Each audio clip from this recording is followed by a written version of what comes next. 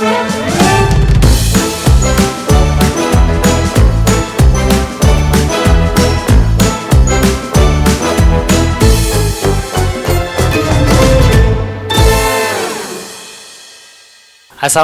warahmatullahi wabarakatuh. Shalom, salam sejahtera untuk kita semua. Om Swastiastu, Namo Buddhaya, salam kebajikan. Selamat siang teman-teman semua.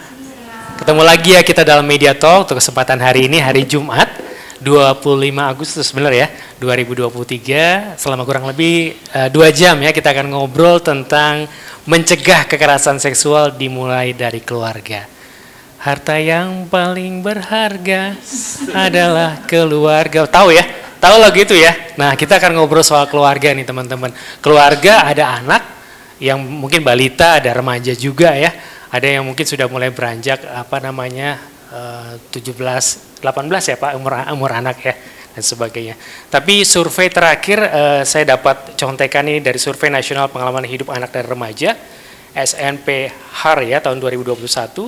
Menunjukkan sebanyak 3 dari 10 anak laki-laki dan 4 dari 10 anak perempuan usia 13 sampai 17 tahun pernah mengalami satu jenis kekerasan atau lebih di sepanjang hidupnya. Banyak anak-anak yang menjadi korban kekerasan seksual tapi enggan menceritakan, bahkan melaporkannya karena takut menjadi aib dan juga mencoreng nama keluarga. Nah, kalau bicara keluarga, ada anak pasti ada orang tua. Disinilah peran penting dari orang tua untuk kemudian bisa menciptakan ruang yang aman, kemudian anak juga mau berkomunikasi kalau ada masalah misalnya ya, di sekolah, di lingkungan, di mana dia tinggal dan sebagainya. Nah, anak juga kadang-kadang ibu bapak dan kita teman-teman semua ya, belum begitu paham mengenai apa sih itu pendidikan seks, kemudian pelecehan seksual, kalau bagian tubuhku tertentu misalnya dipegang, apakah ini aku mesti harus bagaimana dan sebagainya. Nah, kaitannya dengan kondisi tadi, teman-teman juga sudah tahu ya keberadaan mengenai Undang-Undang Tindak Pidana Kekerasan Seksual atau Undang-Undang TPKS yang sudah disahkan pada 12 April tahun 2022. Ternyata dalam sosialisasi, kampanye dan sebagainya, pelibatan keluarga ini menjadi penting. Nah, kita akan sama-sama ngobrol mengenai permasalahan ini. Sudah ada 2 narasumber yang luar biasa. Yang pertama adalah Bapak Indra Gunawan. Beliau adalah staf ahli Menteri Bidang Pembangunan Keluarga. Selamat datang. Oh, ini rumahnya Pak Indra ya. Kok saya selamat datang ya. Terima kasih untuk waktunya Pak Indra.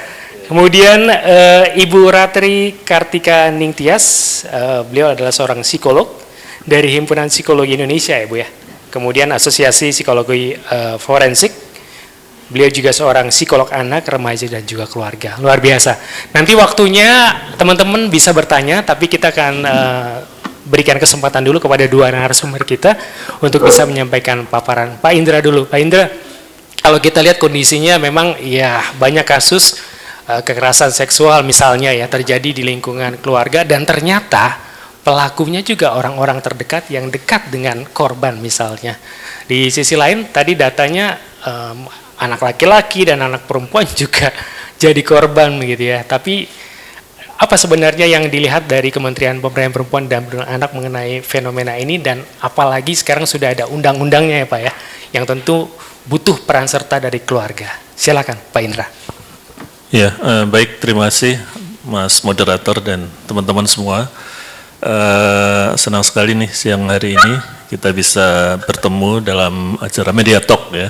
Mencegah kekerasan seksual dimulai dari keluarga. Pertama-tama Assalamualaikum warahmatullahi wabarakatuh. Salam sejahtera untuk kita semua. Tadi menarik datanya dari survei ya. Jadi kalau dari survei memang demikian. Kita juga sebenarnya punya data secara online juga ya. Tahun kemarin, tahun 2022 kalau kita lihat saja kasusnya itu ada yang tercatat ya, karena ini data pelaporan gitu ya. Jadi data survei itu sebenarnya kan menggambarkan secara nasional gitu ya. Ada sekian puluh ribu sampel ya, sekitar 20.000, saya lupa sampelnya, tapi cukup banyak. Kemudian kita juga mempunyai pendataan secara online gitu ya. Memang kalau kita lihat di data Simponi yang kita punyai tahun 2022, saya mengambil data dari tahun 2022. Ini ada kasus yang terlaporkan terkait dengan kekerasan itu 11.266 ya. kalau kita lihat jenisnya yang paling banyak memang juga terkait dengan kasus seksual. Seksual, ya. ya. Pada perempuan ini sebenarnya ada juga kasus pada laki-laki tapi jumlahnya kecil ya. Yang paling banyak memang terjadi pada perempuan. Pada kasus seksual yang terkait dengan seksual itu ada sekitar 9.588. Jadi paling tinggi kalau melihat dari kasus-kasus yang dilaporkan, kasus seksual ini juga paling tinggi ya yang dilaporkan. Jadi kita melihat memang kasus-kasus seksual ini juga cukup tinggi. Nah, tadi yang ditanyakan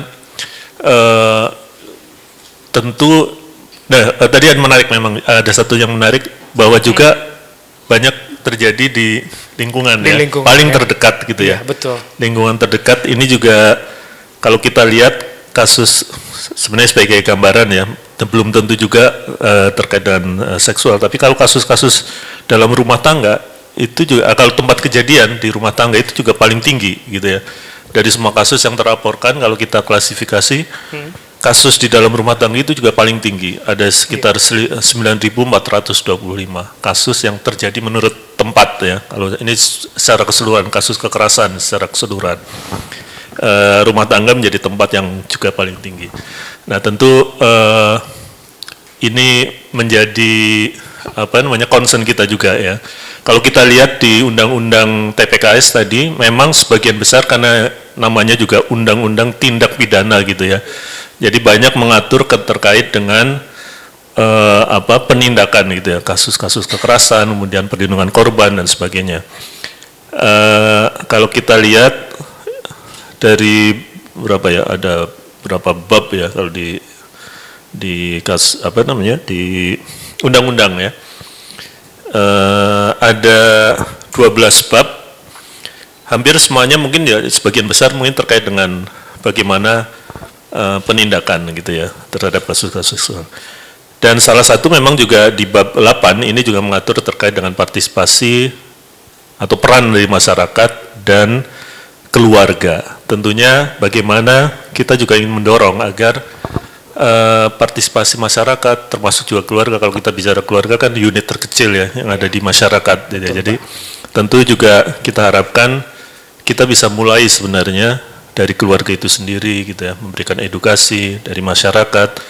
Dan di dalam undang-undang TPK sendiri pun sebenarnya juga lebih banyak pasal-pasalnya itu mengatur pada upaya-upaya pencegahan. Ya kalau saya boleh kutip di pasal 86, ini ada 7 paragraf ya yang terkait dengan pencegahan tindak pidana kekerasan yang diwujudkan di dalam keluarga, tentunya peran keluarga di dalam pencegahan. Pertama tentunya menguatkan edukasi dalam keluarga dari aspek moral, etika, agama dan budaya. Kemudian membangun komunikasi yang berkualitas antar keluarga. Nah nanti ini Bu Ratri barangkali banyak, karena beliau psikolog dan banyak mungkin ya selama ini juga berkecimpung terkait bagaimana juga membangun komunikasi, membangun ikatan emosional. Ya antar anggota keluarga. Ini saya rasa juga bonding yang memang perlu kita perkuat antara orang tua, anak gitu ya. Ini juga ikatan-ikatan di dalam keluarga tentu juga perlu kita kuatkan. Menguatkan peran ayah, ibu dan seluruh anggota keluarga sehingga terbangun karakter yang terlindungi. Nah, kalau memang kalau kita bicara kasus-kasus kekerasan, nanti kan ada kaitannya dengan relasi, hubungan relasi sebenarnya ya. Apalagi kalau ya termasuk nanti di tempat kerja antara bos dan bawahan, di keluarga juga antara orang yang lebih kuat, orang yang lebih tua barangkali dengan anaknya dan sebagainya. Jadi tentu bagaimana peran anggota keluarga ini juga perlu kita bangun agar mereka juga mempunyai karakter yang pelindung. Hal lain juga tentu menjaga dan mencegah anggota keluarga dari pengaruh pornografi, akses terhadap informasi yang mengandung pornografi, dan juga menjaga anggota keluarga dari pengaruh negatif lingkungan dan pergaulan bebas. Jadi hampir sebagian besar kalau kita baca di Undang-Undang TPKS ini, isinya kalau yang peran keluarga ya, dan masyarakat tentu di dalam, khususnya di keluarga, bagaimana kita mencegah barangkali ya. Lewat edukasi misalnya gitu. Betul, dan membangun bonding, kekuatan antara orang tua dan masyarakat, orang tua dan anaknya gitu. Iya, Pak Indra luar biasa. Ternyata lokusnya juga banyak terjadi di keluarga ya, Betul. kekerasan seksual. Iya. Itu data per kapan Pak, kalau boleh tahu Pak? Ini data Simponi 2022 ya. 2022 ya. 2022. Oke, baik. Ada yang ingin disampaikan Iya. kembali Pak? Mungkin juga mungkin teman-teman juga tahu bahwa sebenarnya kalau Kementerian Pemberdayaan Perempuan dan Perlindungan Anak, kok kenapa sih keluarga jadi ini ya, Ya, jadi bagian fokus. juga jadi Iya. jadi fokus juga ya. Memang kalau kita target sasarannya lebih banyak tentunya isu-isu perempuan dan anak, karena kementerian kita aja lebih banyak pada upaya-upaya mendorong agar perempuan lebih berdaya, kemudian juga melindungi dan sebagainya. Kenapa kita juga menggunakan atau memakai juga konsep, ya kita pakai keluarga ini sebagai sebuah konsep untuk juga melakukan upaya-upaya tadi pencegahan, kemudian juga perlindungan dan sebagainya. Karena kita melihat sebenarnya masalah-masalah yang kita hadapi juga sebenarnya bisa kita atasi, kita Cegah ya, Pak ya? cegah dengan pendekatan-pendekatan keluarga. Betul. Karena kalau di dalam keluarga kan juga banyak ya variasinya ya. Tadi ada ayah, ibu, anak dan sebagainya. Ini individu yang unik sebenarnya, mempunyai perbedaan-perbedaan tersendiri juga gitu ya. Jadi konsep atau secara konseptual kita juga menggunakan keluarga sebagai bagian juga untuk bagaimana mencegah tentunya agar berbagai tindak-tindak kekerasan ini kita Iya. bisa cegah ya. Bisa cegah. Ini menarik teman-teman dan juga Pak Indra, Ibu Ratri, karena data BPS ya, kalau nggak salah akhir 2022 ya, ada 76,7 juta keluarga. Itu yang, jadi memang jumlahnya signifikan. Kalau mungkin dimulai dari keluarga ya Pak ya, untuk edukasi dan juga membangun bonding tadi, mungkin pencegahannya akan lebih efektif ya. Kalau dari Pak Indra sudah cukup, kita sebentar ke Bu Kartika. Baik, Ibu ada paparan ya rencananya ya? Oke, Ibu Kartika akan membantu kita teman-teman semua untuk bagaimana melihat peran keluarga dalam pencegahan kekerasan seksual.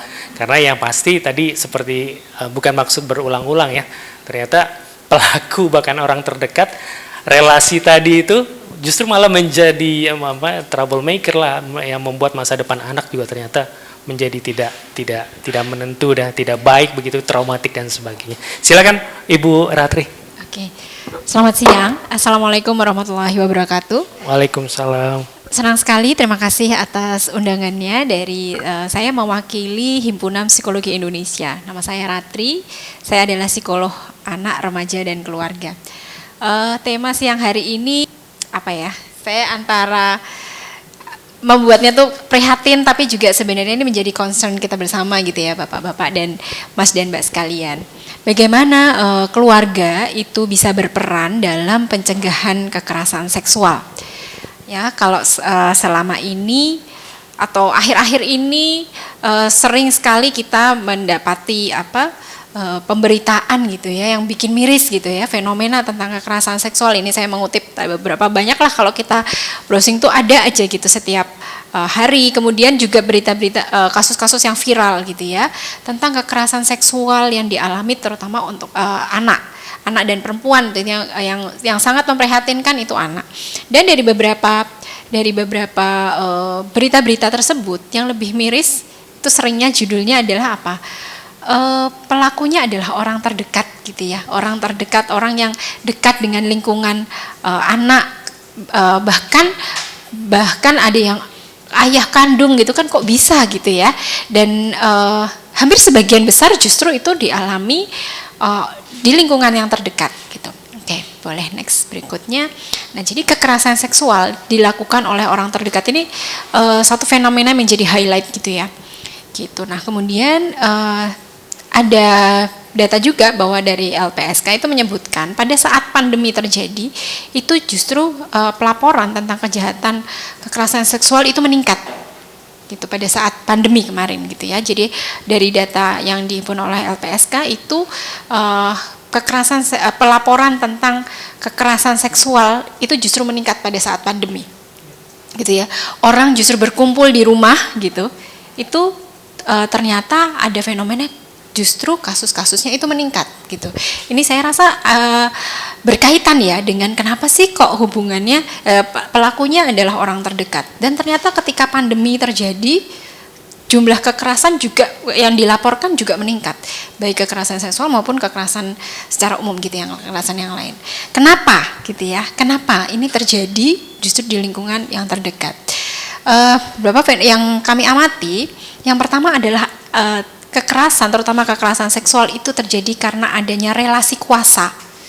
Itu relasi kuasa di lingkungan yang dekat ya, misalnya di keluarga, bagaimana pelaku ini bisa melakukan manipulasi tentang rasa aman gitu.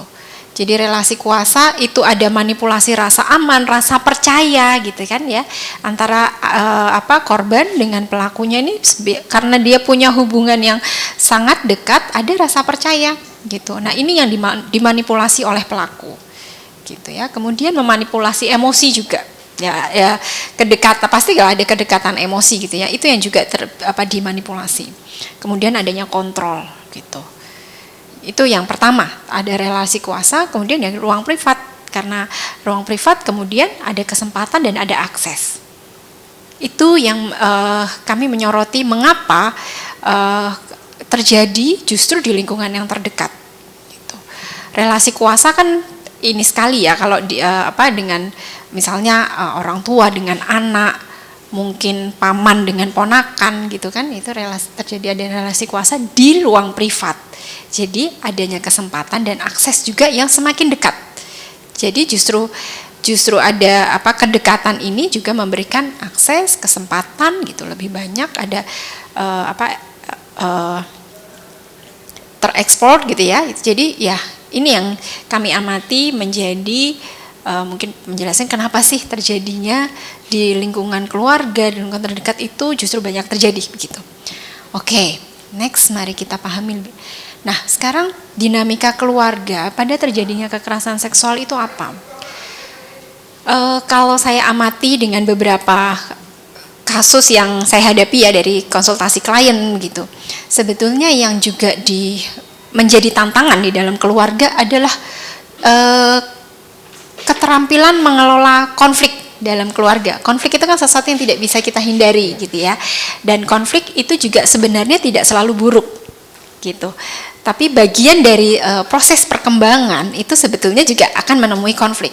Tetapi kurangnya keterampilan mengelola konflik itu menyebabkan stres. Gitu, stres yang dialami oleh suami, oleh istri dan seterusnya. Jadi kurangnya keterampilan pengelolaan konflik perkawinan. Gitu, kemarin siang saya baru dapat klien gitu ya, seorang suami yang datang konsultasi. Ini saya apresiasi juga karena tidak banyak laki-laki yang datang konsultasi ke psikolog. Banyak kan perempuan ya, Bu? Perempuan ya. Sebagian besar klien yang datang ke psikolog itu perempuan, dan kemarin saya apresiasi sekali ada seorang laki-laki suami yang dia berkonsultasi tentang masalah perkawinan gitu ya. Itu saya apresiasi sekali gitu. Tapi sebetulnya dari apa yang beliau sampaikan gitu ya beliau merasa stres gitu, bahkan sampai berkaca-kaca dan nggak sampai yang berulang air mata sih, tapi beliau sempat berkaca-kaca gitu. Itu menandakan beliau cukup tertekan gitu ya, stres dengan kondisi perkawinannya. Tapi sebenarnya masalahnya itu permasalahan konflik perkembangan aja dalam perkawinan gitu sebenarnya, tetapi kayak proses aja sebetulnya. Betul, ya. Gitu, kayak masalah komunikasi, terus penyesuaian penyesuaian budaya itu kan sebenarnya budaya sifat ya, itu kan proses ya dari perkembangan. Tapi ketika tidak mampu untuk dikelola kan memang jadi stres gitu ya. Jadi konflik ya, Bu. Betul, jadi konflik yang berkepanjangan. Kemudian dinamika keluarga yang mungkin melatar belakang juga kekerasan kenapa terjadi gitu ya. Ketidakmampuan pengelolaan stres pada individunya gitu. Tadi kan kalau konflik perkawinan itu melibatkan ya suami dengan istri misalnya gitu ya. Nah, kalau ini stres yang pengelolaan stres pribadi gitu. Jadi pengelolaan stres secara individunya. Stres dari kantor dibawa ke bisa rumah. Bisa jadi ya. Bisa jadi. Stres itu kan macam-macam ya. Bisa jadi macam-macam. Nah, ketidakmampuan pengelolaan stres itu juga membuat seseorang tertekan dan bisa melakukan kekerasan. Misalnya tadi dari beberapa berita, seorang ayah melakukan pelecehan seksual pada anaknya karena dan posisi istrinya menjadi tenaga migran gitu. Iya, Itu kan tulang si punggung. suaminya juga mengalami stres ya. Stres tentang dirinya sendiri gitu ya. Mungkin dia harus melakukan pengasuhan gitu kan. Pengasuhan itu kan ada stres yang dia alami. Kemudian berpisah jarak dengan istri itu kan antara konflik perkawinan dan juga stres juga yang dialami oleh masing-masing individu yang dalam posisi berjauhan gitu, berjauhan jarak dalam perkawinan. Itu kan menjadi stresnya jadi double gitu. LDR ya Bu ya. LDR betul. Kemudian yang berikutnya tadi budaya, relasi kuasa. Ya budaya-budaya tertentu misalnya yang laki-laki begini, perempuan begini, perannya laki-laki seperti ini, perannya perempuan seperti ini, ya itu dipengaruhi oleh budaya sehingga saya rasa bukan budayanya yang buruk, tetapi pemahaman atau penghayatan individu terhadap value dari budaya tersebut. Itu seringkali menjadi kambing hitam, ya, menjadi kambing hitam dari terjadinya kekerasan, gitu. Bukan budayanya yang buruk, tetapi penghayatannya yang keliru dari individu tersebut, sehingga relasi kuasa ini menjadi yang jadi posisi yang negatif ya gitu, yang melatar belakangi kekerasan. Kemudian ya ada gangguan atau penyimpangan seksual, tapi sebenarnya ini mungkin jumlahnya sebetulnya tidak terlalu besar gitu dibanding yang Faktor tiga tadi yang ya. lain gitu. Oke. Oke, berikutnya next. Nah, dinamika permasalahan keluarga, stres karena stres perkawinan gitu ya. Stres itu kan sebenarnya ya tadi seperti yang saya sampaikan, stres itu bisa menjadi sesuatu yang positif yang menunjukkan bahwa ada proses perkembangan gitu ya. Nah, misalnya nih penyesuaian suami istri. Penyesuaian itu tentang apa? Perbedaan nilai-nilai dan budaya gitu ya. Pasti ada berbeda, tetapi kan bagaimana proses penyesuaiannya? Perubahan peran gitu. Perubahan peran yang mungkin tadinya dia perempuan bekerja, kemudian berubah perannya jadi ibu rumah tangga. Pasti ada juga penyesuaian diikuti dengan stres, tapi kan ini stresnya sebenarnya stres positif gitu, stres positif, tetapi bagaimana bisa menghandle-nya gitu. Perbedaan pribadi, yang satunya banyak bicara, yang satunya pendiam gitu ya, itu kan sebenarnya proses dari penyesuaian gitu. Ini menarik ini nanti Pak. Proses dari penyesuaian itu yang saya sering kali temui menjadi sesuatu yang menekan gitu ya, yang menjadi stres tadi, gaya komunikasi gitu ya, seperti itu. Nah kemudian stres yang lain ada kondisi ekonomi. Sebenarnya kondisi ekonomi juga sebuah proses ya, kalau di dalam misalnya usia perkawinan yang masih baru, kemudian perkawinan dengan anak usia sekian dan seterusnya kan kondisi ekonomi itu juga terus bertumbuh gitu ya seharusnya. Nah kondisi ekonomi juga menjadi tantangan dalam perkawinan, membuat stres tersendiri. Campur tangan keluarga besar gitu ya. Ini sesuai juga dengan masing-masing budayanya, saya pikir gitu. Masing-masing dengan budaya tertentu ada mesti adatnya begini, peran dari ibu mertua begini gitu ya, ayah mertua begini, itu kan jadi stres tersendiri gitu. Tantangan nih biasanya ketika ibu mertua sama menantu perempuan misalnya gitu ya, itu kan seringkali menjadi problem. Tapi kan bukan problem hanya dialami satu orang aja kan, banyak orang yang mengalami itu gitu. Jadi sebenarnya ini juga artinya bukan permasalahan yang negatif, tetapi menjadi tantangan gitu loh sifatnya sebenarnya. Ya, kemudian ya relasi seksual suami istri. Gitu. Ternyata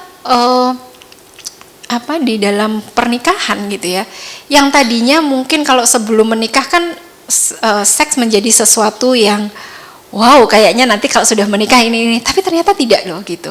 Itu yang juga banyak saya temui di kasus-kasus keluarga, ternyata relasi seksualnya itu tidak seindah dan tidak semembahagiakan yang dipikirkan orang gitu ya. Dan ini banyak menjadi sumber permasalahan sebenarnya. Gitu, relasi seksual bisa jadi relasi seksual berkaitan dengan kondisi ekonomi, bisa jadi gitu ya, karena mereka sedang tertekan secara ekonomi, ada kekhawatiran untuk punya anak atau nambah anak, sehingga akhirnya relasi seksualnya menjadi terganggu gitu. Itu saling berkaitan, bisa jadi begitu. Nah ketika relasi seksual terganggu gitu ya, tidak baik-baik saja, akan merembet kemana-mana, komunikasinya lah segala macam gitu. gitu. Nah ini yang kami lihat sebagai dinamika gitu, permasalahan stres dalam perkawinan. Di sini kita belum bicara ada perselingkuhan dan lain-lain gitu ya. Yang ini saja gitu. Itu tuh sebenarnya dialami oleh banyak perkawinan gitu. Oke, nextnya. Nah, bagaimana peran keluarga dalam pencegahan kekerasan seksual? Saya melihat di sini ada dua sebenarnya proses pencegahan atau preventif. Yang pertama adalah preventif sebelum terjadi atau preventif untuk meminimalisir efek negatif gitu ketika terjadi kekerasan misalnya. Preventifnya sebelum terjadi, ya yang pertama keterampilan untuk pengelolaan stres tadi dari individu yang ada di dalam perkawinan tersebut. Relasi yang hangat dan sehat antara suami dan istri gitu ya. Kemudian edukasi seks pada anak. Nah, suami dan istri ketika dia punya pribadi yang sehat dan perkembangan yang sehat tentang dirinya, dia juga akan bisa terbuka bicara edukasi seks pada anak. Tapi kalau kita sendiri masih punya isu yang belum selesai gitu ya, itu kita akan sulit, ragu-ragu, bahkan juga enggan gitu ya untuk bicara dan edukasi pada anak. Gitu. Padahal sebetulnya keterbukaan dan edukasi pada anak itu penting gitu. Dan kalau kita bilang edukasi seks, sebetulnya mungkin kalau kita pikirannya orang dewasa tuh hubungan seks gitu ya, padahal tidak langsung ke sana sesuai dengan perkembangan bayangan anak. Kita reproduksi. Iya gitu ya. Betul. Padahal anak juga perlu mengenal misalnya peran gender, laki-laki, perempuan, sesuai dengan perkembangan anaknya. Bagaimana menjaga tubuhku, tubuhku seperti ini, apa saja namanya dan lain sebagainya gitu. Kan yang kalau dalam edukasi seks pada anak ya kita menyebutkan organ tubuh itu sesuai dengan namanya. Gitu. Kadang-kadang kan kalau kita ini sama anak kecil kita nyebutnya apa gitu ya. Nah, itu tidak disarankan demikian. Ya, katakan saja apa adanya. Nah, kita sendiri sebagai orang dewasa yang kadang-kadang merasa malu atau risih gitu. Gitu. Kita sendiri sebenarnya gitu. Anak-anak kan namanya belum tahu gitu ya. Tapi kita orang dewasa yang kenapa ya ada rasa malu, kenapa ya ada rasa risih gitu. Tapi Bu Ratri sebenarnya bukan hanya orang tua ya, tapi orang-orang dewasa di sekitarnya sebenarnya bisa mengedukasi ya. Betul. Dengan literasi tentunya. Ya. Pengetahuan yang baik ya. Betul. Tetapi alangkah baiknya karena kan semua dimulai dari keluarga ya, dari rumah ya gitu. Itu yang kita mesti karena value-nya basic value ada di keluarga, ada dari rumah gitu. Sebelum keluar gitu ya. Nah, setelah keluarga memang yang kedua berikutnya adalah sekolah ya. Gitu, sekolah karena anak lingkungan dari rumah dia pasti ke sekolah, baru ke lingkungan yang lain. Tapi kadang-kadang anak itu taunya di luar daripada di keluarga. Itu dia. Nah, itu kenapa tuh, Bu? Nah, itu dia. Mungkin itu tadi ya, kita sendiri nih sebagai ayah, sebagai ibu, kok saya masih risih ya ngomongin ini gitu. Berarti kan ada sesuatu yang sebetulnya perlu kita proses sendiri nih gitu sebagai pribadi gitu. Kenapa ya saya masih risih nih mengatakan itu gitu kira-kira. Jadi tantangan untuk kita sebagai orang tua juga mesti terbuka untuk kita berproses dulu nih gitu, karena kita butuh untuk mendampingi anak-anak begitu. Kemudian yang kedua, preventif yang kedua itu adalah preventif untuk meminimalisir efek negatifnya seandainya sudah terjadi gitu. Ya, yang pertama adalah kita perlu juga melakukan koreksi persepsi orang dewasa tentang kekerasan seksual. Gitu. Bapak dan Ibu, kalau kita nih orang dewasa dengar kekerasan seksual terjadi pada anak, itu kan kita kayaknya aduh gitu ya, kayaknya kita sendiri punya. Nah, sehingga reaksi kita atau persepsi kita sendiri itu seringkali memang ini sesuatu yang sangat memprihatinkan, betul. Tetapi ketika reaksi kita itu terlalu besar gitu ya, itu akan membuat reaksi si anak menjadi tidak clear karena sebenarnya terbebani dengan reaksi kita. Sebagai contoh, sering dikatakan aib keluarga. Apakah ketika anak tidak mau menceritakan karena dia merasa aib keluarga? Belum tentu. Bisa jadi anak tuh ya karena dia bingung, takut, dan belum tentu malu loh. Malu itu kan emosi yang dipelajari sama lingkungan ya. Nah, mungkin emosi anak belum sampai malu, Dan dia belum sampai merasa aib keluarga. Merasa aib keluarga itu kan persepsi. Persepsi yang dipelajari dari stigma sosial. Anak belum sampai ke sana. Jadi ketika anak tidak bicara, bukan karena belum tentu, saya bukan mengatakan bukan ya, tetapi belum tentu karena dia merasa aib keluarga. Itu adalah persepsinya orang dewasa. Nah, di sini yang kita perlu hati-hati, mengkoreksi persepsi kita terhadap kasus kekerasan seksual itu. Bisa jadi anak tuh takut atau bingung. Itu adalah emosi yang emosi dasar atau basic emosinya yang dirasakan anak. Belum sampai malu dia, gitu. Bisa jadi. Gitu. Kalau dengar aib apa ya? Iya, Aib ya? Iya. Aib itu kan ketika aib keluarga beda kalau yang korbannya adalah perempuan dewasa. Kalau perempuan dewasa dia sudah mengintegrasikan nilai-nilai. Oke. Sehingga merasa aib, saya merasa dirinya kotor, itu perempuan dewasa bisa merasakan Bisa, itu. ya. Tetapi anak-anak belum tentu. Gitu.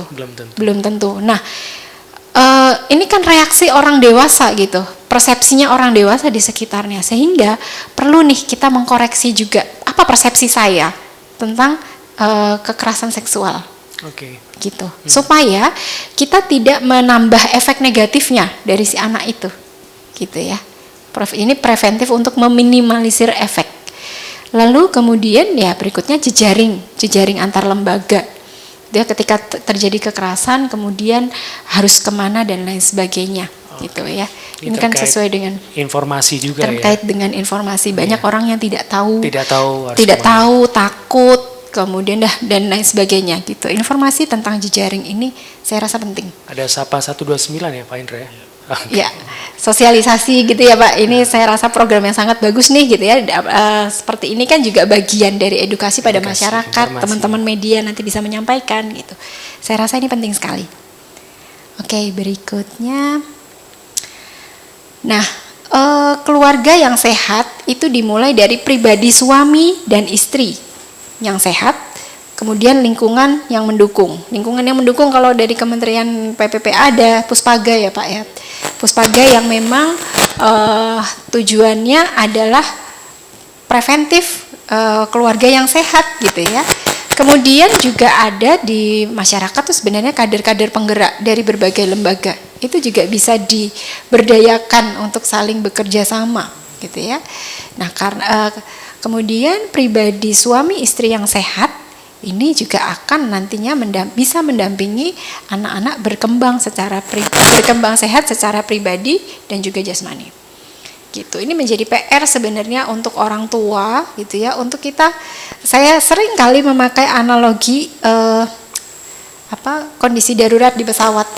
Kalau kalau oksigen berkurang gitu kan, itu kan orang tua harus memakai masker oksigen lebih dulu baru menolong anaknya.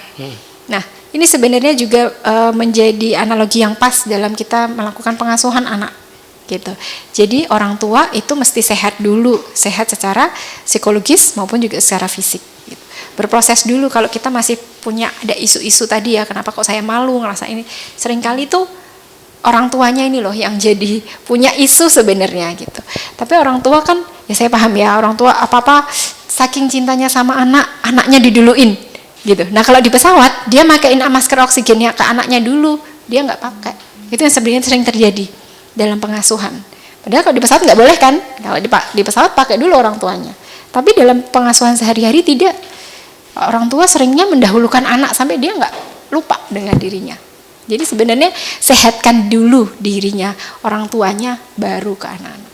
Saking concernnya kita ke anak-anak, kita tuh seringkali lupa untuk dengan kesehatan pribadi orang dewasa ini. Oke, sedikit next berikutnya. Ya, keluarga yang sehat bebas kekerasan. Ini supaya tadi pribadi suami istri yang sehat perlu dilakukan persiapan pernikahan pada saat persiapan pernikahan. Persiapan pernikahan ini baik persiapan secara pribadi maupun regulasi dan kolaborasi lembaga terkait. Saya punya pengalaman saat di Jogja. Jadi di Jogja ini setiap calon pengantin yang mendaftar di KUA itu harus mendapat surat keterangan sehat dari puskesmas. Okay. Dan di puskesmas itu nanti calon pengantin ini berkonsultasi dengan dokter umum, dokter gigi, ya perlu memeriksakan kesehatan gigi karena itu kesehatan gigi akan berpengaruh nanti pada kehamilan, begitu. Terus dokter umum, dokter gigi, bidan, psikolog ada? Psikolog, betul. Nah, jadi nanti ada surat keterangan sehat dari puskesmas itu mesti dibawa ke KUA, menjadi salah satu syarat gitu. Jadi saya pikir ini memang perlu regulasi dan kolaborasi dengan lembaga terkait. Untuk persiapan pernikahan. Regulasi dan kolaborasi. Betul, regulasi dan kolaborasi. Nah, Puspaga juga punya visi ke sana. Ini mesti bergandengan tangan untuk melakukan persiapan pernikahan. Ya, secara regulasi dan kolaborasinya itu saya pikir. Ya, nanti Pak Indra nih regulasi dan kolaborasi tadi. Iya, betul. Menarik sekali soalnya ya. Memang mesti dipersiapkan sebelumnya gitu dari semua aspek kesehatan dari calon pengantin ini. Gitu. Nah, calon pengantin itu nanti waktu saya waktu itu sempat praktek di puskesmas, itu datang berdua. Jadi dia datang berdua, lalu kita ada konsultasi, baru nanti dia akan mendapat surat keterangan sehat yang dia bawa untuk ke KUA. Bukan memang harus berdua, Bu? Karena ada, saya sempat praktek di 2 kabupaten, yang pertama di kabupaten kota, yang satu di Sleman, saya lupa persisnya di mana, yang satunya enggak Pak, dia seringnya datangnya tuh sendiri. Yang perempuan dengan orang tuanya, dengan dampingi ibunya gitu. Calonnya belum ikut. Jadi dia melakukan pemeriksaan itu seringnya yaitu yang coba rekan wartawan kita yang baru menikah datangnya berdua apa sendiri? Berdua ya. Oke, ini menarik, pendapatan saya sesuatu yang menarik, regulasi dan kolaborasi. Baik. Gitu. Berikutnya sedikit lagi. Ya, kenapa kekerasan seksual itu cenderung sulit untuk diungkap ya? Stigma masyarakat tentang korban, ya tadi yang mengatakan aib segala macam itu kan sebenarnya stigma masyarakat. Sehingga ketika itu terjadi juga seseorang merasa bahwa dirinya aib. Dan kemudian persepsi dan reaksi orang dewasa di sekitar anak, ya tadi seperti yang saya jelaskan, dan pemahaman yang kurang mungkin ya tentang regulasinya, sehingga memang cenderung sulit. Meskipun tadi datanya aja banyak ya, sampai sekian ribu yang sudah Pak Indra sampaikan, tapi masih banyak juga data yang tidak terungkap gitu. Jadi kita bisa bayangkan ya, yang banyak saja seperti itu, tapi di luar itu juga jauh lebih banyak yang mungkin tidak terjadi gitu. Kayaknya satu lagi ya. Next. Ada next? Ya, ini yang terakhir. Jadi ketika ada kekerasan seksual pada anak, kita sebagai orang dewasa itu mesti hati-hati dengan reaksi kita, supaya reaksi anak itu clear, tidak ditambah gitu ya, tidak ditambah oleh reaksi orang dewasa di sekitar kita. Saya rasa itu pemaparan dari saya. Terima kasih. Kita tepuk tangan dulu untuk 2 narasumber kita, luar biasa. Semoga teman-teman sudah mulai kepikiran akan bertanya apa ya. Tapi mungkin sedikit Pak Indra sebelum kita nanti serahkan kepada teman-teman untuk kemudian bisa bertanya apa yang menjadi mungkin hal-hal ataupun agenda setting yang ingin ditanyakan. Untuk kolaborasi dan juga regulasi tadi sudah ya Pak ya, lewat undang-undang lebih ke pencegahan sifatnya. Kolaborasi ini kan menjadi penting Pak Indra ya dalam pembangunan keluarga untuk menciptakan keluarga yang berkualitas dan sebagainya. Ada banyak dimensi kan untuk menciptakan keluarga yang berkualitas. Mungkin sejauh ini Pak upaya-upaya kolaborasi lewat program-program dari Kementerian Perempuan mungkin ada yang sudah, sedang dan akan dilakukan, mungkin bisa sampaikan Pak. Di samping tadi mungkin kalau mau melapor Sapa 129 dan sebagainya. Silakan Pak Indra. Ya, terima kasih. Jadi memang ya saya rasa memang kunci sinergi kolaborasi ini menjadi penting ya, karena kalau kita bicara keluarga kan juga tadi banyak dimensinya, kemudian banyak aspeknya yang perlu kita lihat gitu ya.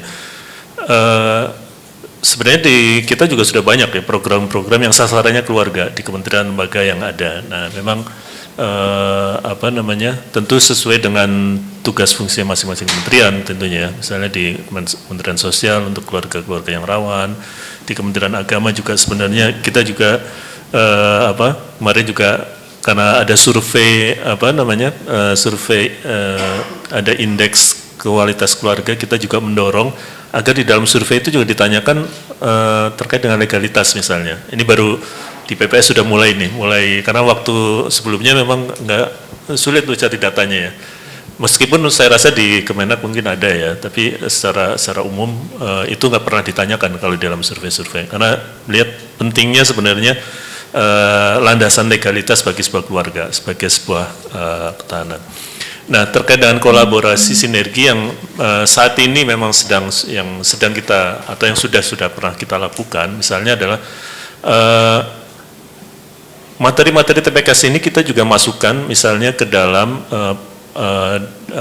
bahan-bahan advokasi para pendamping, misalnya pendamping kita kan punya untuk pemberdayaan perempuan ya, ekonomi ya, biasanya banyak perempuan yang ada di situ ya. PNM kan punya program Mekar juga di situ. Nah, para pendampingnya juga kita bekali dengan misalnya materi-materi terkait dengan undang-undang TPKS ini, tindak pidana kekerasan seksual ini. Karena kita melihat bahwa para pendamping ini juga sangat mempunyai peran yang besar gitu ya, ketika mereka sih sebenarnya mendampingi untuk karena kalau di PNM kan mereka memberikan kredit ya, memberikan kredit yang sangat kecil ya, mikro lah ya, kredit mikro, tapi mereka mendampingi itu. Tapi juga di sisi lain kita juga ingin mereka juga mendampingi agar ketika mereka turun ke keluarga, ke masyarakat, mereka juga memahami berbagai isu keluarga dan juga termasuk isu TPKS. Kemudian kalau kita kan juga sedang banyak mendorong agar desa-desa ramah perempuan dan peduli anak gitu ya. Termasuk juga salah satunya sebenarnya ada bagaimana peran keluarga dan ya peran ibu dan keluarga sebenarnya bisa kita dorong, termasuk juga saya rasa isu-isu kekerasan itu masuk juga di dalam. Dan ini saya rasa kolaborasinya banyak kalau di DLPPA ya, karena ada dengan Kemendes, kemudian kalau di bawah juga dengan berbagai pihak ya. Jadi semua juga bergerak, termasuk juga para aktivisnya gitu ya, mereka kan yang melakukan atau mensosialisasikan. Nah, kemudian juga dengan berbagai lembaga-lembaga atau mungkin organisasi masyarakat, organisasi profesi yang sudah pernah kita lakukan juga kita ikut mensosialisasikan. Mereka juga saya rasa banyak juga membantu ya, baik untuk organisasinya sendiri ya, yang pernah juga waktu itu organisasi keagamaan juga ya, masuk di organisasi keagamaan, mensosialisasikan. Jadi saya rasa bentuk-bentuk sinergi ini juga ingin terus kita kembangkan dan agar semakin luas juga, semakin banyak masyarakat tentunya memahami isu-isu kekerasan atau tindak pidana kekerasan seksual ini. Ya, baik Pak Hendro, terima kasih. Teman-teman, ini kesempatan yang baik jika ingin bertanya. Kami silakan sebutkan nama dan juga dari media mana mungkin dan juga pertanyaannya. Dipersilakan, monggo teman-teman, ada yang ingin bertanya? Oh, silakan Mbak, pakai mic saya aja ya, nggak apa-apa. Baik, selamat siang Bapak Ibu, terima kasih Pak Indra dan Ibu atas penjelasannya tadi. Tadi memang sudah dijelaskan bagaimana banyak kolaborasi diperlukan. Ini mungkin pertanyaan pertama untuk Pak Indra. Perkenalkan, saya Lia Utasoid dari IDN Times. Mungkin Pak, saya mau bertanya terkait kontrol sosialnya. Karena kan apa yang terjadi di bawah atap, di balik tembok itu kan cuma korban yang tahu gitu, korban dan pelaku yang tahu. Bagaimana sih peran serta sosial, lingkungan sosial dalam berupaya mencegah atau bahkan turut menangani kasus kekerasan yang ada di dalam rumah tangga itu sendiri, baik kepada anak maupun kepada perempuannya sendiri atau pada laki-laki begitu, karena pada banyak kasus memang ada juga laki-laki yang mengalami begitu. Jadi saya lebih mau tanya pendekatannya dari kementerian seperti apa kepada kontrol sosial. Lalu kepada Ibu mungkin saya mau bertanya terkait kemarin itu kan ramai isu fatherless, di mana ayah-ayah ini gitu loh, badannya ada tapi mereka tidak memberikan peran yang maksimal dalam sebuah keluarga. Tadi banyak dibahas tentang ketahanan keluarga, itu adalah kolaborasi suami dan istri. Mungkin apakah ini nanti ada korelasinya terhadap potensi kekerasan seksual yang terjadi dalam rumah tangga, atau anak itu sendiri malah berpotensi menjadi pelaku karena hilangnya sosok seorang ayah dalam hidupnya, apalagi karena memang dinamika sosial yang ada, patriarki dan kondisi maskulinitas di Indonesia, di mana kesannya hanya mengurus anak itu urusannya ibu gitu. Jadi mungkin ibu bisa jelaskan dari sisi psikologis bagaimana sih sebenarnya sang ayah tuh juga punya peran loh dalam membentuk ketahanan keluarga, mencegah kekerasan seksual terjadi di dalam rumah tangga. Terima kasih. Terima kasih Lia Utasoid ya, IDN Times.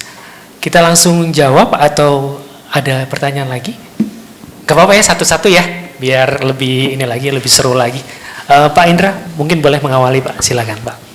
Ya, terima kasih Mbak Lia. Tadi bagaimana ya, apa yang kita lakukan sebenarnya di kementerian ya, terutama di level yang paling bawah tentunya di masyarakat gitu ya, yang terkait dengan pencegahan kekerasan tindak pidana kekerasan seksual ini, dan juga termasuk juga bagaimana meningkatkan peran keluarga sebenarnya melalui gerakan DRPPA ini. Dulu sebenarnya kita juga menggagas ya perlindungan anak terpadu berbasis masyarakat. Jadi ini sebenarnya kita melihat sebenarnya peran masyarakat pasti cukup banyak ya, karena di bawah itu kan ada ibu PKK, ada RW, RT, kemudian ada kumpulan ibu pengajian segala macam ya.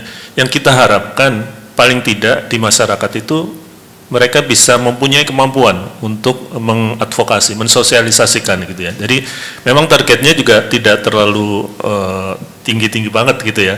Paling tidak para aktivis ini nanti yang para penggerak ya, karena di dalam DRPPA ini ada para aktivis atau kader yang di tingkat desa yang kita latih juga terkait dengan berbagai isu-isu perempuan dan anak, termasuk di dalamnya ada isu kekerasan juga. Ini yang kita harapkan mereka menjadi penggerak tentunya, melakukan sosialisasi gitu, advokasi melalui saluran-saluran yang sudah ada di tingkat desa gitu. Itu yang kita latih sebenarnya. Pelatihan-pelatihan ini dilakukan di tingkat desa, para kader-kader ini memahami gitu ya berbagai isu perempuan dan anak, termasuk isu kekerasan tentunya, dan kita harapkan mereka menjadi penggerak di tingkat desa. Jadi dan ini saya rasa juga tidak hanya biasanya kalau di tingkat desa kan juga ada ibu PKK gitu ya, ada kepala desa juga kita ajak gitu ya, termasuk juga para tokoh agama ada di situ juga. Ini yang kita harapkan juga mereka kemudian menjadi isu-isu juga menjadi isu mereka sendiri gitu.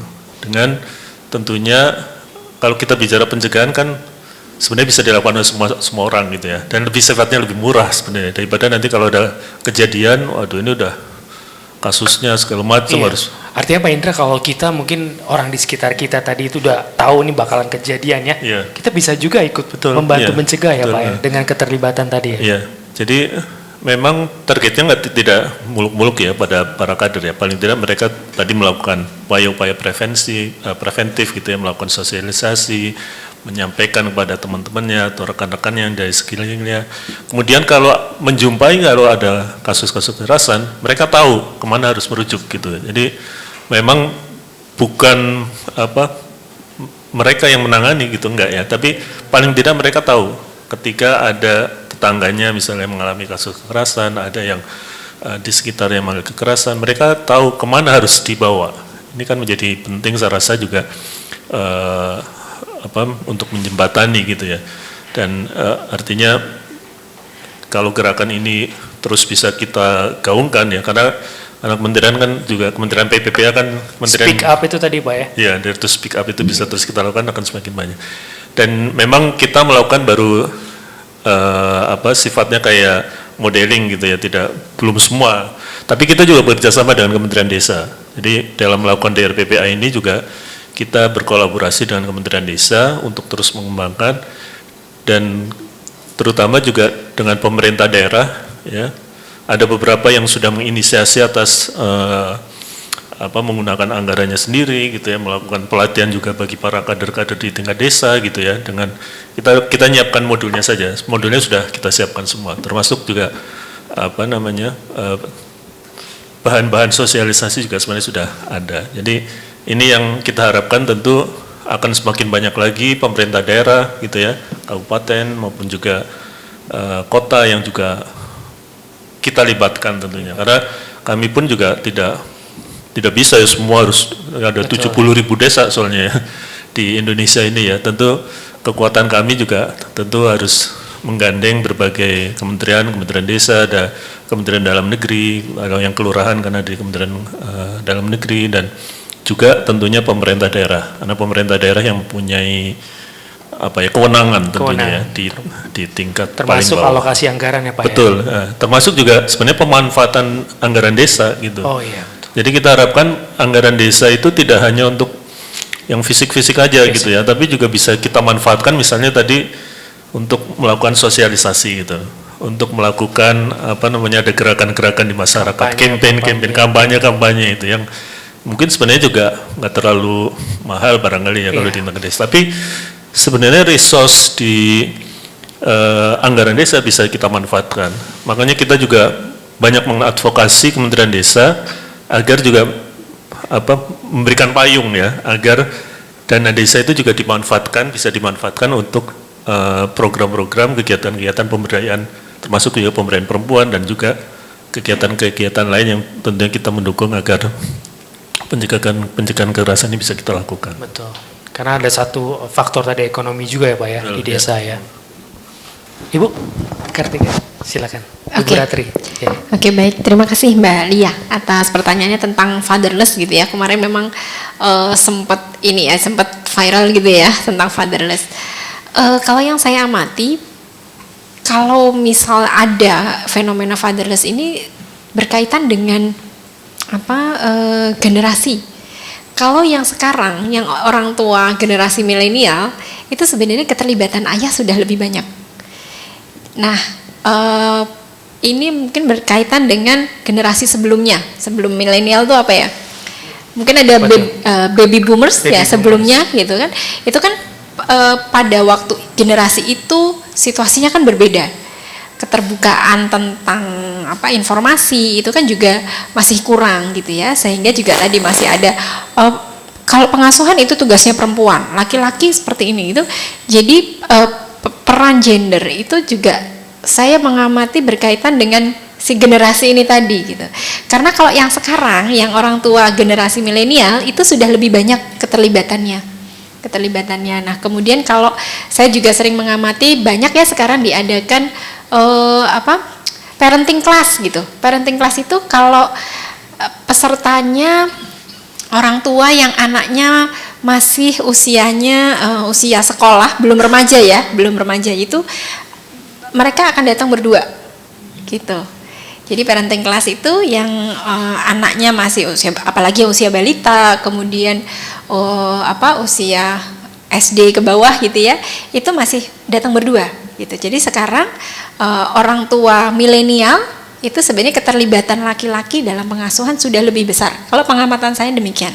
Tapi memang itu menjadi tantangan di yang generasi sebelumnya. Berkaitan juga ya dengan situasi dan perkembangan perkembangan zaman ya pada waktu itu gitu ya, keterbukaan informasi dan lain sebagainya gitu.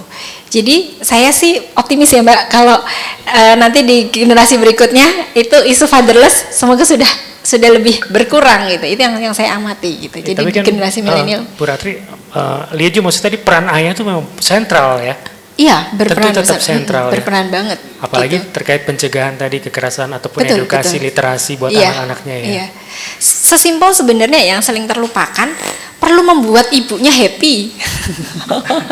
Perlu membuat ibunya happy gitu ya, karena kan dia sudah mengurus anak segala macam gitu ya. Yang sering kali tidak clear ya hubungan ternyata relasi suami istrinya. Gitu, itu yang sering kali menjadi permasalahan kalau saya amati dari kasus-kasus klien yang berkonsultasi. Sebenarnya komunikasi suami istri. Iya, komunikasi suami istri itu yang menjadi sangat penting gitu ya. Nah, kalau ibunya ini kelelahan secara fisik dan secara emosi gitu ya, itu berpotensi melakukan kekerasan terhadap anaknya gitu. Ini bukan hanya kekerasan seksual ya. Ibu yang stres, ibu yang tertekan sangat mungkin melakukan kekerasan pada anaknya. Verbal juga bisa ya Bu? Bisa, betul. Kekerasan fisik, kekerasan verbal, karena apa? Ibunya kelelahan. Kelelahan emosi juga, bukan hanya kelelahan fisik, tetapi kelelahan emosi itu yang lebih berat. Nah, peran ayah itu bukan hanya langsung pada anaknya, peran ayah ya membahagiakan istri tadi. Ke istrinya, iya gitu. Ya, Mas Ivan didengerin ya Mas Ivan. Membuat istrinya lebih happy gitu ya, saling gitu kan jadinya. Harus saling gitu. Ketika misalnya ayah bekerja di luar rumah gitu ya, dia sangat mungkin kerepotan juga untuk terlibat langsung dengan anak. Gimana sih? Ya paling tidak berkomunikasi dengan istri yang clear gitu ya, yang nyaman gitu. Dengan situ ya istrinya akan, ini saya pikir proses yang bisa jadi tidak secara langsung, tetapi efeknya juga akan sangat baik. Termasuk edukasi yang sifatnya tadi ya Bu, menghindarkan anak-anak kita dari kasus kekerasan seksual. Betul, ya. ya. Apa sih Bu hal-hal, misalnya contohnya yang paling gampang dilakukan misalnya terkait edukasi itu kepada anak-anak kecil misalnya ketika dia bermain dan sebagainya gitu, yang bisa dilakukan oleh orang tua milenial misalnya? Lewat permainan, lewat cerita. Oh bisa gitu ya? Ya, lewat permainan, lewat cerita. Dan sekarang itu saya juga mengamati ada beberapa komunitas yang melakukan aktivitas judulnya bermain bersama ayah.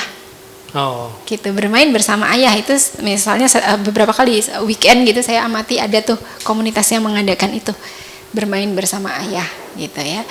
Nah di situ anak juga, ini sebenarnya juga bagian dari sex education loh gitu. Dia akan lihat, oh laki-laki berperan seperti ini, laki-laki itu melindungi, mengayomi misalnya, tetapi ya menemani, bermain juga. Nah ini juga bagian dari anak akan melihat bagaimana peran seorang laki-laki, seorang ayah. Nah itu sebetulnya juga bagian dari sex education, mengenal tentang peran gender. Ada role modelnya ya betul, Bu? Betul. Oke. Tadi balik lagi ya, ayah, bagaimana relasi suami dengan istri itu kan juga akan dilihat oleh anak. Bagaimana ayahnya memperlakukan ibunya, gitu. Bagaimana ayah memperlakukan ibunya berrelasi dengan ayahnya. Nah di situ juga saya rasa menjadi role model buat anak-anak. Oke.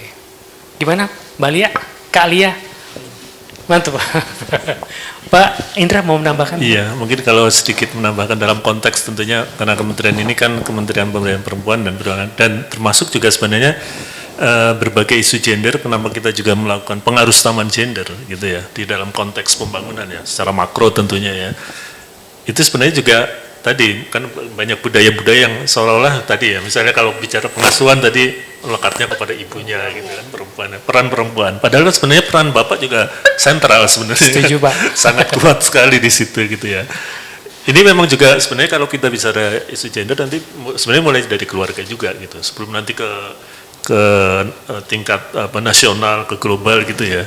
Dan tadi memang juga bisa berubah gitu ya, artinya dulu mungkin peran gender ibaratnya kalau suami di rumah gitu ya, ibunya bekerja harus mungkin gajinya lebih gede gitu kan, itu mungkin tadi juga ada karena ada faktor ekonomi juga bisa jadi gitu ya, sumber konflik juga ya mungkin. Jadi itu sebenarnya nggak masalah sebenarnya kalau kita bicara kesetaraan gender secara makro sebenarnya kan, bahwa sebenarnya peran-peran sosial di masyarakat segala macam gitu ya, termasuk juga sebenarnya mulainya juga sebenarnya dari keluarga. Peran-peran sosial sebenarnya bisa saling dipertukarkan, bisa saling membantu, saling mengisi gitu ya, komunikasi dan sebagainya, menghargai. Itu sebenarnya mulai dari keluarga. Iya. Kenapa? Ya mungkin juga kalau kita lihat sebenarnya secara makro, kalau kita yang sifatnya caring ya, pengasuhan misalnya, guru PAUD, guru SD itu kan banyak perempuan, ya itu mulainya dari keluarga sebenarnya. Kemudian perawat gitu ya, pasti banyaknya juga perempuan gitu. Padahal sebenarnya kalau dilihat dari fungsinya sebenarnya kan bisa saja gitu ya. Ya sekarang juga banyak perempuan juga bekerja di lapangan gitu ya, jadi bahkan di level pimpinan ya. Pimpinan, operator alat berat, bisa sebenarnya gitu. Jadi peran-peran gender ini sebenarnya juga pasti akan mulai dari keluarga. Nah itulah kenapa juga kita memang terus juga terus melakukan pengaruh utama gender dalam konteks pembangunan tentunya, agar perempuan dan laki-laki mempunyai kesempatan yang sama gitu. Tadi memang ada fungsi-fungsi ada kodrat yang harus dilakukan, tapi itu seharusnya tidak menjadi penghambat gitu ya. Ketika misalnya perempuan harus berkarir gitu. Iya. Mengapa juga kita perlu ada tempat untuk menyusui, tempat untuk menitipkan anak gitu, misalnya di kantor, di tempat umum gitu. Itu adalah tentunya untuk bagian dari mendukung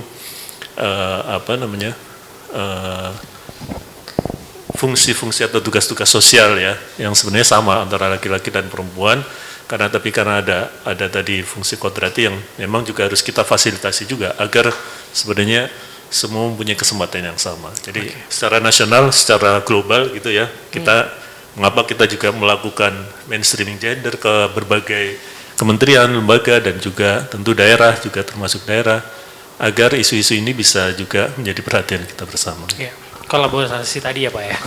Baik, selain Lia, silakan Rena dan Mbak Wariza. Nanti gantian ya. Sekalian aja 2 ya Pak ya, boleh Bu ya. Rena dulu.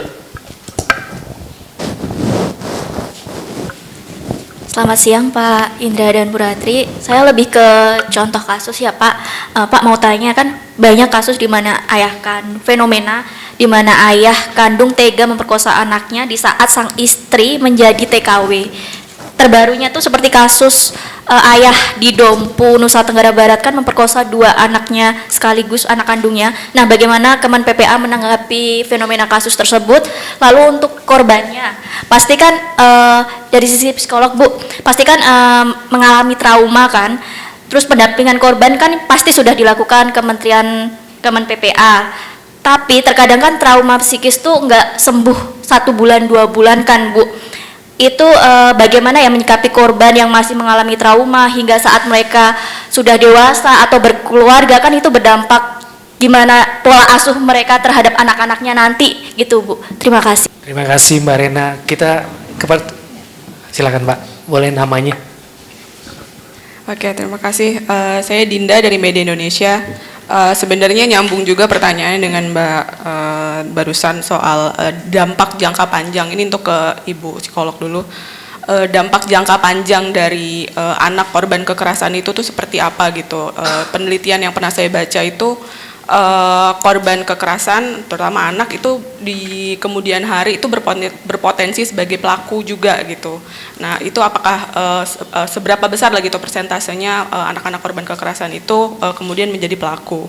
Terus juga ke Pak Indra juga ke Kemen PPA terkait pemulihan psikis gitu, sudah seberapa cukup baik lah gitu infrastruktur kita untuk mendampingi korban kekerasan gitu, terutama pemulihan gitu ya, karena di daerah-daerah itu nggak semua P2T P2 itu punya pendamping psikis gitu. Nah itu seperti apa gitu infrastrukturnya. Terus juga banyak juga pendamping hukum yang pendamping korban itu yang mengatakan untuk pemulihan itu tuh sulit gitu untuk didapatkan korban. Nah itu juga berkaitan juga nanti dengan sudah sejauh mana gitu aturan turunan undang-undang TPKS kita. Kemarin kan Juni gitu ya, sekarang udah Agustus akhir, belum ada kabarnya juga gitu. Nah aturan turunan itu udah sampai mana, karena ini berpengaruh juga untuk hak-hak korban terkait restitusi dan pemulihan tadi itu gitu. Mungkin itu aja, terima kasih. Terima kasih Dinda dan juga Rena. Rena tadi soal Dompu, ini bagaimana dari KPPA, kemudian pendampingannya mungkin Ibu ke Ibu Ratri. Ada Dinda juga, masih kaitannya dengan Rena tadi, dampak jangka panjang, kadang korban malah nanti dewasa dia juga revenge gitu ya, balas dendam, menjadi pelaku juga karena traumatik dan sebagainya. Kemudian tadi terkait infrastruktur dan aturan turunan dari Undang-Undang TPKS itu Pak. Silakan Pak Indra dulu mungkin, atau Bu. Oh iya, monggo Ibu silakan. Baik, terima kasih pertanyaannya. Saya jawab sekalian ya, ini karena nyambung saya rasa dari pertanyaannya Mbak Rena dan Mbak Dinda.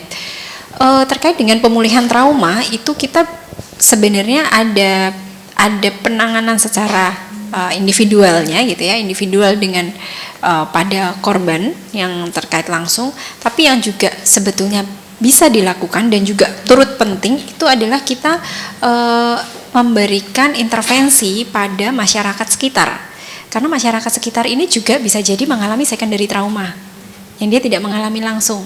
Nah, ketika si korban ini dalam pendampingan gitu, tetapi orang di sekitarnya masih memandang dia berbeda, masih memandang dia ya dengan segala macam stigma gitu ya. Ini juga akan mengganggu proses si korban itu sendiri. Jadi saya rasa penting juga untuk kita memberikan pendampingan, edukasi pada masyarakat sekitar gitu, yang tidak terdampak secara langsung juga gitu, karena ini akan membantu pemulihan korban gitu. Ketika bagaimana dia bisa melihat dirinya positif adalah ketika dia berinteraksi juga dengan orang lain gitu.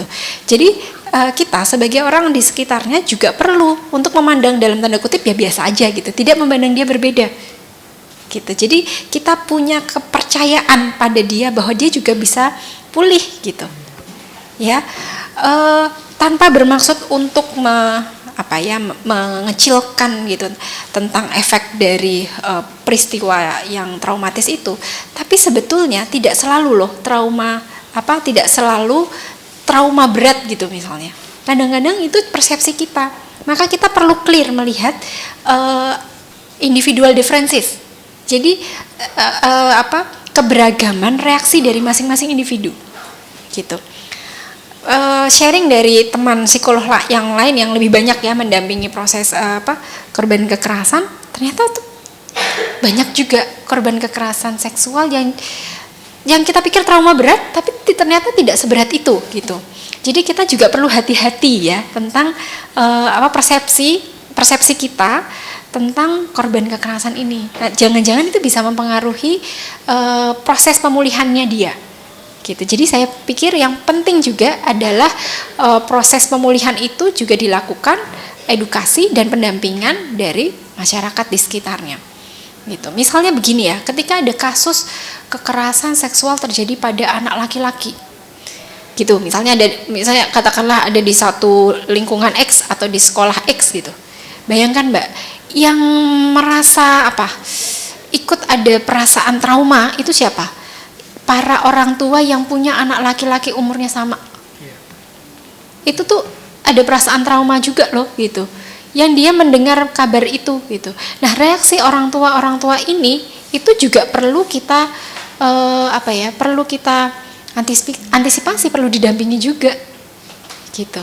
Karena mereka-mereka yang ini nih bisa memberikan reaksi yang justru mungkin akan mengganggu, ya mungkin jadi melarang anaknya bermain segala macam. Jadi si korban ini makin merasa terasing misalnya.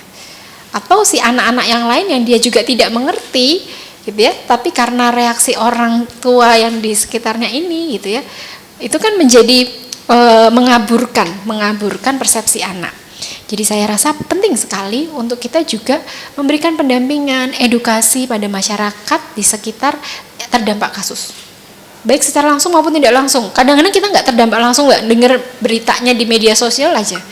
Itu kan kita ini ya kebawa juga ya, misalnya tadi ini ada kasus anak laki-laki mengalami kekerasan seksual. Misalnya saya punya anak laki-laki umurnya sama. Itu sesimpel saya nonton berita itu. Bisa jadi saya sebagai orang tua juga akan merasakan secondary trauma itu gitu. Nah, ini juga penting dilakukan edukasi untuk membantu proses pemulihan. Reaksinya yang normal itu seperti apa gitu? Karena kan susah ya kita mengontrol reaksi itu gitu. Orang per orang ya. Iya. Iya. Kan orang per orang beda gitu kan. Reaksi yang mestinya muncul itu seperti apa? Karena kan untuk kita nggak bisa mengabulkan juga ya, kekerasan itu kan sesuatu yang Pasti ya. salah gitu ya, boleh dilakukan gitu. Iya. Nah, itu reaksi yang normal itu yang seperti Iya. Yang mesti sebaiknya dikontrol atau dikendalikan adalah reaksi yang impulsif. Gitu. Bahwa kita semua ngerasa ngeri, takut gitu, itu wajar. Tetapi reaksi impulsif yang kemudian mengikuti gitu ya. Misalnya reaksi impulsif itu apa sih? ya spontan lalu melarang lalu ya secara berlebihan. Emosinya boleh dirasakan gitu, itu valid, semua merasakan itu, tetapi reaksi impulsif dari emosi tersebut, perilaku impulsifnya yang kemudian jadi mungkin protektif berlebihan, kemudian jadi dibatas-batasi betul begitu misalnya ya, justru memberikan stigma-stigma baru misalnya begitu, label-label yang baru gitu, malah ya, jadi pembatasan ya, bergunjing gitu ya Bu, iya, betul. malah membicarakan hal-hal yang tidak perlu, mungkin betul. Proteksi berlebihan lebih tepatnya. Mungkin kalau saya role play gitu ya Bu, ini saya melihatnya ada kasus yang tadi. Nah sebenarnya reaksi apa Bu yang wajar yang bisa saya tampilkan, misalnya saya tularkan ke anak saya, mungkin dia udah tahu kasus itu ya, terjadi kekerasan seksual terhadap anak cowok gitu ya. Dek, begini-begini, nah mungkin literasi seperti itu Bu, mungkin yang kaitannya dengan orang awam tuh mesti gimana gitu Bu. Gitu. Ngobrol, kita misalnya anak yang sudah bisa diajak bicara, katakanlah saya bicara lebih terbuka ya, misalnya katakanlah umur 10 tahun gitu ya, kita bisa tanya Dek, denger misalnya ada berita ini gitu kan, misalnya ada berita ini, aduh ibu kok ngeri ya gitu, aduh rasanya ini ya, kita bisa loh bercerita tentang emosi yang saya rasakan. Ibu rasanya sedih banget deh gitu, takut deh gitu, kamu rasanya gimana? Tanyakan pada anak, menurutmu gimana? Kamu rasanya gimana? Ibu rasanya begini, aduh sedih banget ya gitu. Menceritakan kita merasakan apa dan kita katakan emosi itu adalah reaksi yang sehat, bahwa ibu tuh bisa takut ya nggak apa-apa gitu. Nah seringkali ibu-ibu ini kan takutnya tidak dikatakan, tapi ketakutannya berbentuk impulsif. Dek jangan gini, jangan gitu, harus gini, harus ini itu gitu ya, menjadi pembatasan. Tapi jujur aja sama reaksinya, aduh ibu takut banget deh gitu kan, rasanya ini sampai deg-degan nih loh gitu ya. Kan ketika reaksi emosi itu kan kita ada sensasi tubuh, duh ibu rasanya sampai panas dingin gitu. Jadi katakan yang kita rasakan. Kamu rasanya apa? Kamu udah tahu belum? Kamu udah pernah? Kamu denger nggak gitu kan? Pertama kita cek dulu. Kamu denger nggak? Terus rasanya apa? Penting menanyakan perasaanmu apa? Menurutmu gimana? Jadi kita ngobrol. Gitu. Jadi kita ya ngobrol kayak curhat gitu ya, tentang berbagi rasa. Tapi di ujung itu ada suggest nggak Bu, harapan dari orang tua? Bisa. Jadi Dek nanti kamu kalau begini begitu. Mungkin harus gitu misalnya ya Bu? Anak umur 10 tahun tadi kan dia sebetulnya juga sudah punya pemikiran kritis ya Mas. Nah kita bisa, jadi menurutmu harusnya gimana ya? Kalau menurut kita bisa tanyakan versi anak-anak. Kita cek nih dengan pemahaman dia. Jadi menurutmu gimana ya Dek kalau supaya aman? Ibu bisa bantu apa? Ayah bisa bantu apa? Terus menurutmu kamu perlu apa yang membuat kamu merasa lebih aman? Dan kita jadi mengajak dia bekerja sama gitu. Dia juga bisa diajak bekerja sama untuk membangun sistem aman untuk dirinya sendiri. Kalau ini terjadi, kalau misalnya itu terjadi pada temanmu, apa yang kamu lakukan? Kalau kamu melihat itu, kira-kira menurutmu bagaimana? Kalau seandainya buruknya itu terjadi, apa yang kamu lakukan? Jadi kita sebenarnya bisa begitu. Ya, keterampilan itu Betul. sebetulnya yang dibutuhkan ya. Betul. Keterbukaan juga. Iya. Cukup Dinda terkait Rena ya. Mungkin ke Pak Indra Pak terkait beberapa pertanyaan tadi yang dompu dan terkait infrastruktur ya. Betul. Silakan Pak. Ini menarik tadi yang disampaikan Bu Ratri. Memang juga kalau kita bicara berbagai kasus-kasus kekerasan tentu juga nggak mungkin ya ditangani terus-menerus kan, katakanlah kita punya UPTD atau mungkin juga rumah aman dan sebagainya, kan itu juga pasti ada durasinya gitu, tinggal di situ. Dan memang menjadi penting kemudian juga lingkungan tadi juga termasuk juga mungkin extended family-nya gitu ya, keluarga-keluarga yang lainnya juga perlu menjadi untuk mendukung saya rasa ya. Kesiapan masyarakat untuk menerima. Ya, itu kesiapan untuk artinya ketika kasus itu terjadi, misalnya di Dompu tadi ya, sebagai ini pun juga saya rasa masyarakat perlu kita edukasi dan juga termasuk juga tentu juga keluarga dari yang lebih besar lagi perlu kita ajak agar mereka kemudian bisa juga ketika anak itu harus direhabilitasi, memang juga pendampingan kan juga pasti juga tidak selamanya gitu ya, artinya mereka anak-anak itu juga pasti juga butuh pendampingan, yang paling baik saya rasa memang juga peran dari keluarga dan lingkungan ya. Jadi kemudian artinya kembali meskipun juga kadang-kadang keluarga menjadi salah satu tempat atau mungkin rumah tangga menjadi tempat yang banyak terjadi kasus, tapi saya rasa juga keluarga juga bisa menjadi salah satu tempat untuk ketika mereka melakukan rehabilitasi, kemudian lingkungan dan sebagainya. Kita memang juga sedang mendorong ya UPTD agar ada untuk penanganan ketika ada kasus-kasus tadi misalnya ya, termasuk juga di kabupaten ya, yang mungkin belum semua memang. Kita memang tadi kalau bicara infrastruktur, mungkin dari 500 kabupaten kota belum semuanya ya ada UPTD ya, mungkin baru separuhnya ya. Tapi kita ingin terus dorong juga karena ini juga kewenangannya Kementerian Dalam Negeri, makanya kita terus mendorong agar termasuk juga sebenarnya Kemendagri juga cukup aktif ketika melakukan evaluasi gitu ya terhadap daerah-daerah yang belum mempunyai UPTD misalnya. Nah, kemudian juga melalui ada biasanya mereka terus menyurati kembali atau mungkin juga mendorong kembali agar daerah juga memerhatikan terhadap UPTD ini. Jadi ini yang kita lakukan sebenarnya. Bagaimana juga tentunya agar infrastruktur paling tidak di kabupaten kota ini ada ketika ada kasus-kasus kekerasan seperti tadi terhadap anak dan perempuan dan sebagainya. Nah kalau terkait dengan aturan turunan ya, sebenarnya saat ini masih diharmonisasi. Jadi ini sebenarnya tahap akhir ketika ada kalau nggak salah ada 4 ya. Tadi harmonisasi di Kementerian Hukum dan HAM. Jadi ini mudah-mudahan di akhir bulan ini atau mungkin di awal September sudah bisa diselesaikan. Karena ini tahap akhirnya adalah setelah dulu ada rapat antara kementerian, lembaga dan sebagainya. Yang kemarin terakhir kalau tidak salah sudah di Kementerian HAM. Memang ada 2 yang mungkin belum, tapi yang 4 ini kalau tidak salah sudah ada di tahap akhir untuk harmonisasi di Kementerian Hukum dan HAM. Posisinya sudah di Kementerian Hukum dan HAM ya Pak. Ya. Baik, cukup menjawab? Oke. Rena, aman? Cukup ya? Baik teman-teman, masih ada waktu sedikit barangkali. Oh Mas Ivan, Mbak juga silakan. Mas Ivan dulu baru ke, silakan Mas Ivan. Saya Ivan Pak Indra dari Balai Puspa Pak Indra. Berdasarkan laporan dari Komnas Perempuan ini kan kasus kekerasan seksual ini kan tertinggi di lingkungan pendidikan ya Pak Indra ya. Seperti apa sih Pak Indra pola penanganan dari Kementerian PPPA dalam menekan kasus kekerasan seksual di lingkungan pendidikan ini Pak Indra? Terima kasih Pak Indra. Selamat sore Pak Indra dan Bu Ratri, saya Sela dari Gadra.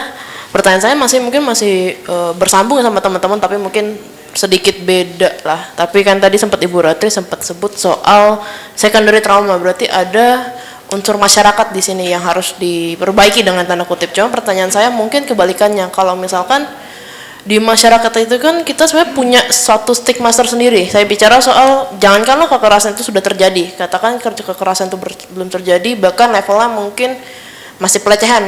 Maksud saya gini, di masyarakat aja mungkin banyak yang melakukan dengan sengaja melakukan catcalling misalkan. Catcalling itu kan something yang banyak masyarakat menilai itu biasa aja. Apa jadinya misalkan ketika ada satu kekerasan, satu korban di satu masyarakat merasa oh dia menjadi korban nih, tapi di satu sisi masyarakat malah merasa nggak mungkin lah pelakunya dia, nggak mungkin dia melakukan seperti itu. Itu sebenarnya apakah dari Kementerian Kementerian PPA bisa memberikan ada langkah sih preventif ke sana, atau mungkin bahkan di level-level preventif yang sampai di pelecehan, apakah bisa mengubah stigma masyarakat lah untuk mengedukasinya seperti apa untuk saat ini? Mungkin satu di sana. Kedua, kalau dari saya ada pertanyaan mungkin sedikit lebih ringan ya Bu untuk Bu Ratri. Maksudnya kayak gini, tadi ada Bu Ratri sempat nyebut soal ada baiknya anak-anak kita ketika menyebutkan soal alat seksual itu ke anak-anak udah mulai pakai istilah yang lebih ilmiah atau yang sebenarnya lah. Itu saya masih cukup bingung sih sebenarnya itu bukan korelasi tapi gambarannya mungkin seperti apa sebenarnya. Karena apakah sebenarnya penggunaan kata-kata samaran dengan tanda kutip itu apakah saat ini ada masalah itu seperti apa? Apakah mungkin sudah digunakan oleh sebagian oknum untuk menjadikan satu anak sebagai korban atau mungkin kondisinya seperti apa sebenarnya. Itu sih saya cuman ingin melihat gambaran situ ya. Terima kasih. Terima kasih Mbak Sela dan juga Mas Ivan. Boleh langsung ditanggapi? Silakan Pak Indra mungkin. Ya, terima kasih Mas Ivan. Memang kalau bicara kekerasan, terutama pada anak ya, biasanya larinya ya ke kita gitu ya, ke Kementerian Pemberdayaan Perempuan. Padahal itu terjadi di lingkup sekolah, di apa namanya, kemudian ada di tempat pendidikan yang lain gitu ya. Banyak pasti yang, makanya Bu Menteri kadang-kadang juga kenapa kok saya lagi gitu. Padahal lokasinya sebenarnya di sekolah. Nah, sebenarnya kita juga terus bekerja sama juga dengan teman-teman di Kementerian Pendidikan dan juga Kemenak ya.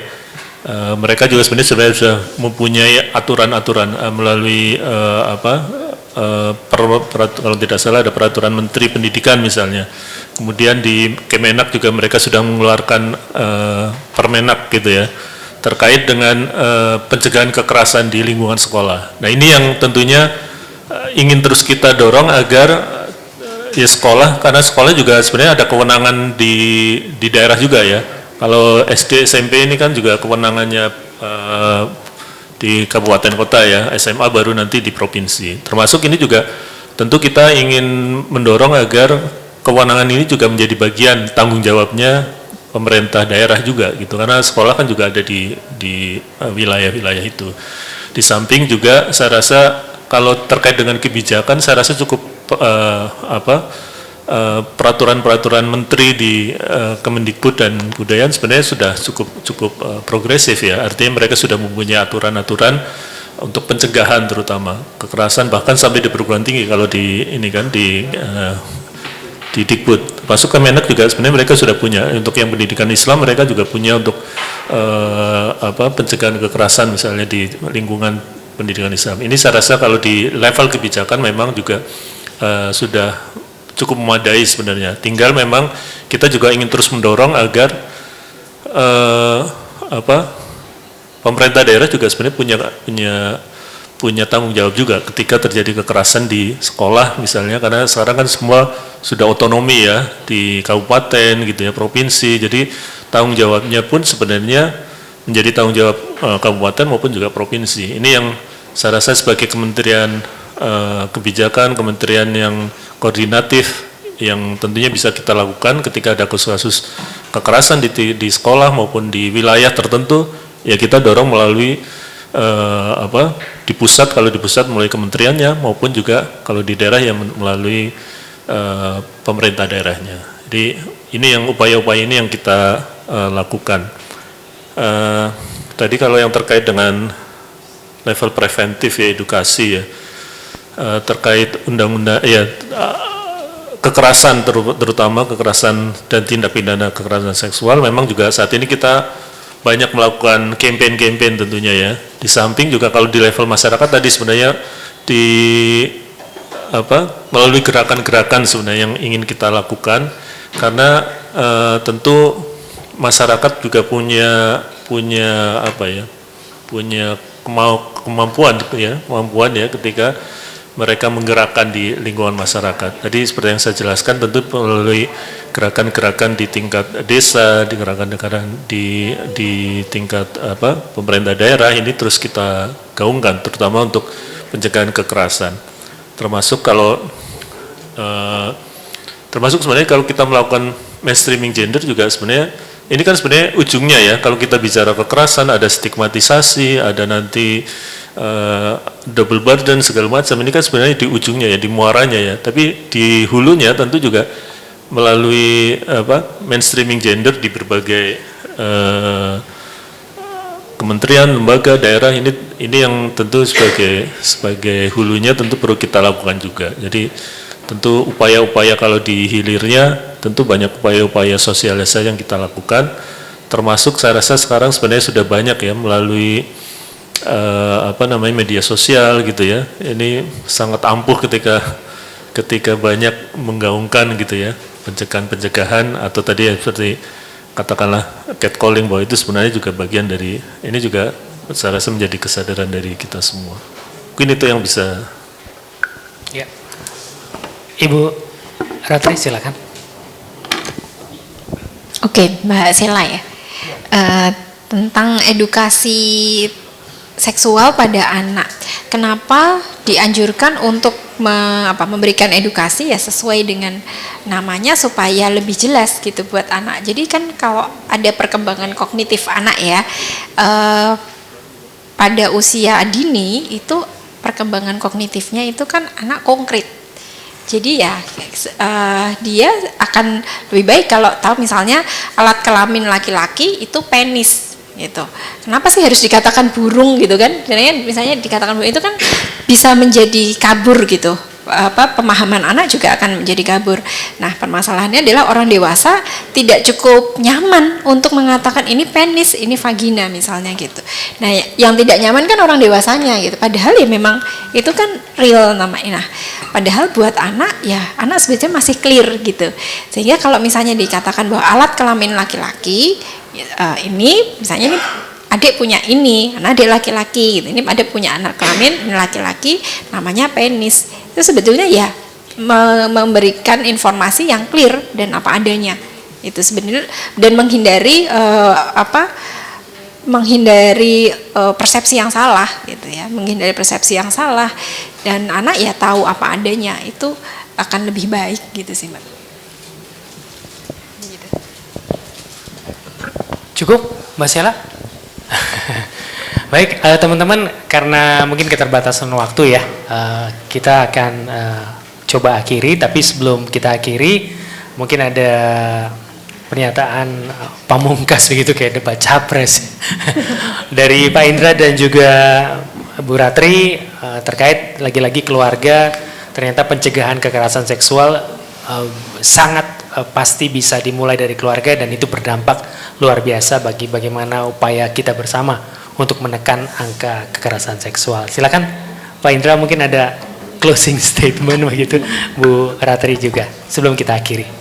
Ya, jadi saya rasa peran keluarga tentu kita sama-sama sepakat ya menjadi penting sekali dan nilai-nilai tadi disampaikan nilai-nilai